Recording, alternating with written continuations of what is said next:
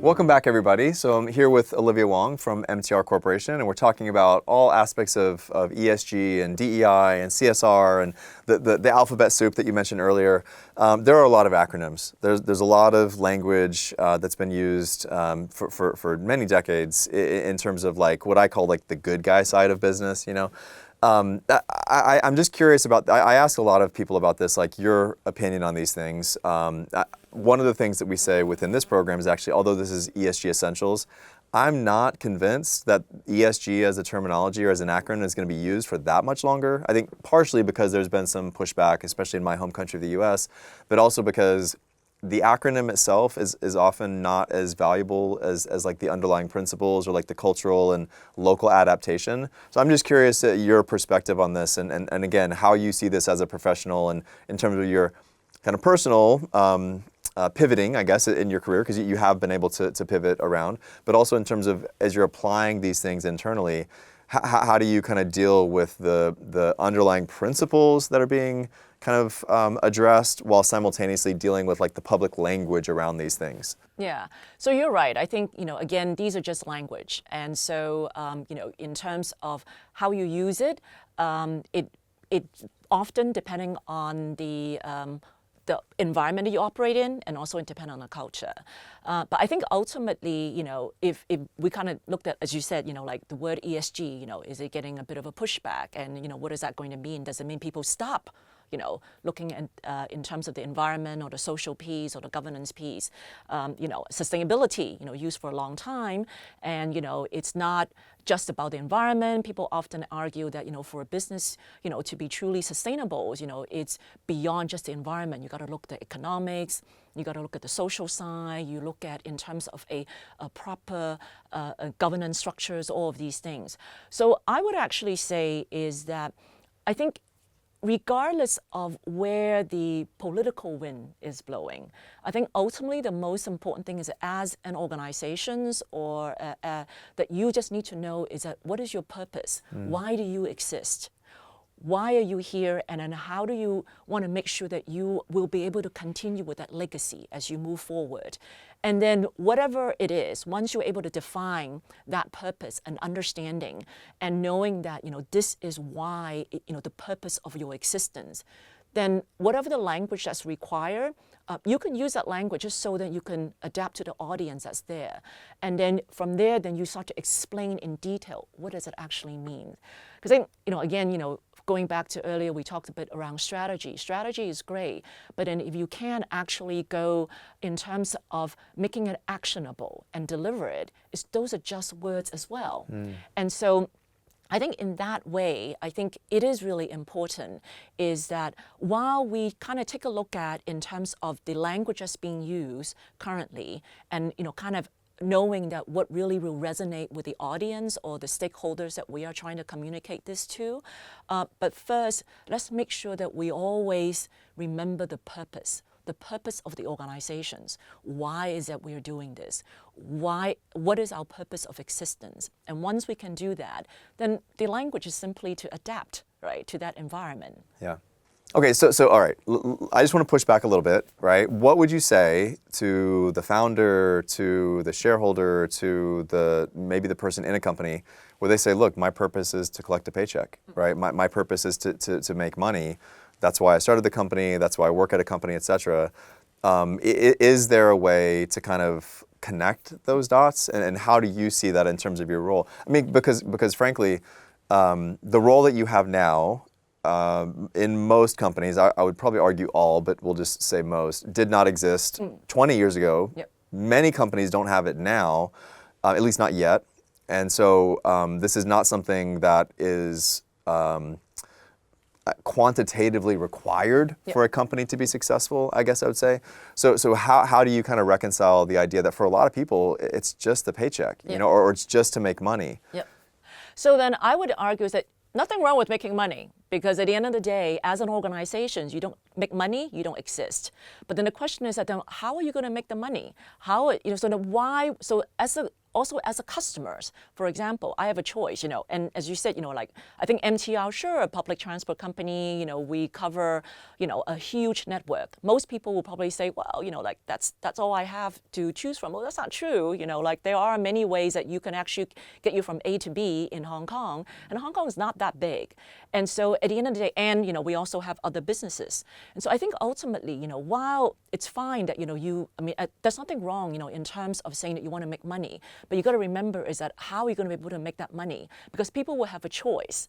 So, if you as an organization, compared to someone else, where from a customer perspective, they will feel that, well, it's my money. I'm going to have a say in terms of who I want to give those money to. And I think that you as a company is not serving me well, is not actually giving me a reason to give you money. I can also go and give my money to someone else. And so hence, I think in that way, well, sure, but then you're going to ask is that, well, then how do I make sure that my customers are going to want to give me their money so then I can get my paycheck? And equally, you're going to want to ask, because ultimately you're not going to be on your own, unless you are a startup and you are now just starting, doing stuff on your own. Right. As organizations, you have people that actually work for you as well. They also have a choice. They're going to ask is that, do I actually want to spend 8, 10, 12 hours, and often maybe, give up my weekends just so I work for you if I don't believe that you as an organization actually are doing the right thing or actually are that when I'm actually going to work, I feel a sense of purpose. I feel that I actually want to come and work for you. I enjoy coming into these organizations and work for you. And so that to help you to make the money that's required to get your paycheck and my paycheck as well. And so I think these are the questions that where I would push back and say, yeah, sure, but then kind of think about fundamentally, if you want to be able to sustain and want to continue to earn your paychecks, then think about not only in terms of you yourself or your shareholder, but all the stakeholders actually are going to help you to make sure that you're sustainable.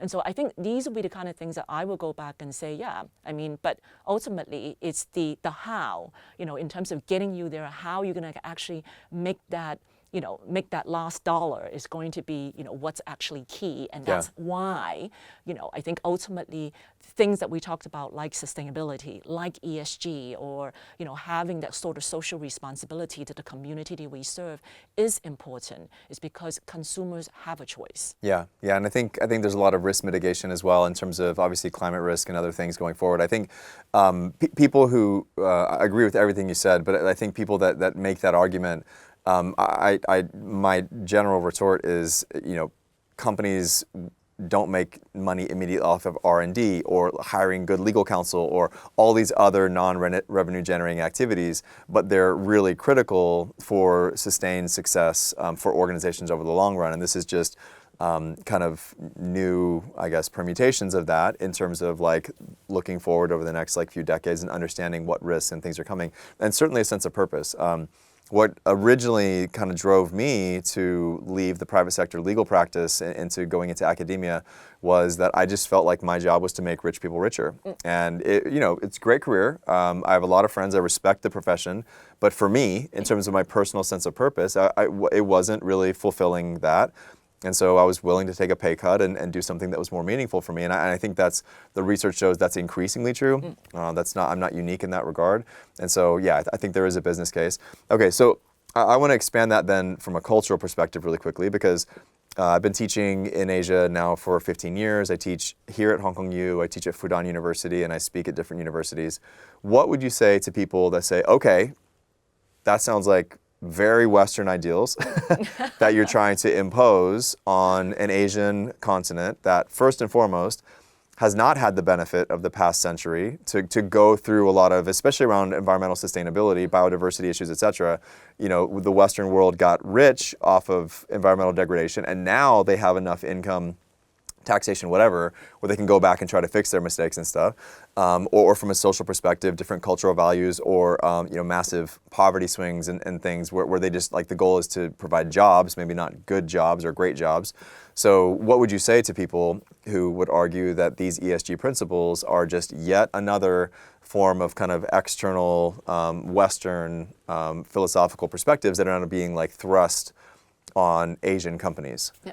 So then I would say that first, I don't see things in terms of like ESG or climate change or in terms of our responsibility to societies as a Western or Asian type of value. I think that's a human value. It's a global value. If you really look at in terms of the climate, in terms of the impact of the climate change, in terms of how often natural disasters actually now happening more frequently around the world. It doesn't kind of pick off and say, well, I'm going to hit you more and I'm going to hit you less. No, it doesn't actually do that. And so that means that this is actually a global issue. It is something that, yes, we can argue about who actually are more responsible, but ultimately it is a global issue. It is something that actually requires everyone to solve it. It's not an Eastern or Western kind of a challenge or issues that only belongs to one part of the world. And I think equally in terms of when we talk about in terms of the social, the kind of the ideas of bringing in, different diversities or inclusions together. I mean, as I said earlier, I think a lot is in terms of respect. And respect has no cultural boundary. You're not going to say that, one culture value respect, whereas another culture doesn't. We all value respect because we are human beings. And so I think that ultimately, I would say that, at the end, it's more, again, going back is how do we able to explain in the language and in a specific cultural context in terms of what it is that we're trying to get to when we talked about protecting an environment, when we're talking about things like, in terms of the resilience, for climate resilience, or things around what it is that we need to do to make sure that we're able to create a more inclusive and belonging workplace or society. I think then it's thinking about what does that actually mean in a particular culture, and then how do we adapt those? But it is not really about a East versus West or how it is different.